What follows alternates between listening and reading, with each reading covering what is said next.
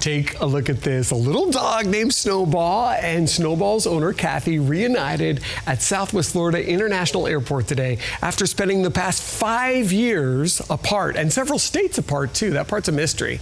As I'm about to show you, this probably never would have happened if it weren't for a very tiny piece of technology. Snowball probably had no idea what was going on as he arrived at the airport. His handlers from the Cape Coral Animal Shelter showed up at RSW ready for a reunion 5 years in the making. He used to live in Norfolk, Virginia, but recently turned up in Southwest Florida, so no one even knew his name. The shelter director says he was in bad shape. He was completely dehydrated, very matted, ear infection, eye infection. At 15 years old, Snowball was no young pup who could just bounce back easily.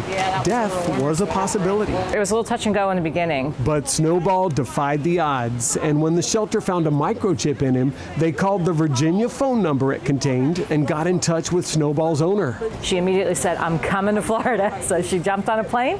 That brings us to this magical moment at RSW. Snowball's owner, Kathy, flew in from Norfolk and finally got to hold her little Snowball 5 years after her beloved fur baby went missing in Virginia. 5 years. I don't know how he survived all them many years. Kathy says when she first got the call from the shelter in Southwest Florida saying they found her dog, she was suspicious. I thought it was a scam. Her son didn't believe it either at first. And I said, "You won't believe this." He said, "What?" But seeing is believing. So is kissing. I'm pretty sure she'd do this even without the mask. And affection for Snowball isn't the only thing Kathy brought to Southwest Florida. She left her friends with the Cape Coral Animal Shelter something too. She gave us a yellow roses for friendship. So I think she and I become really good friends over the phone the last week. And that meant a lot to me. It's very touching. They got my dog back right. He can get back on the plane and we can go back home and enjoy our life. And I thank y'all. Yeah. Is there anything else you wanted to add? Anything you think we may have missed? See them on their way. Kathy tells us she has no idea how Snowball ended up in Florida, so far from Virginia.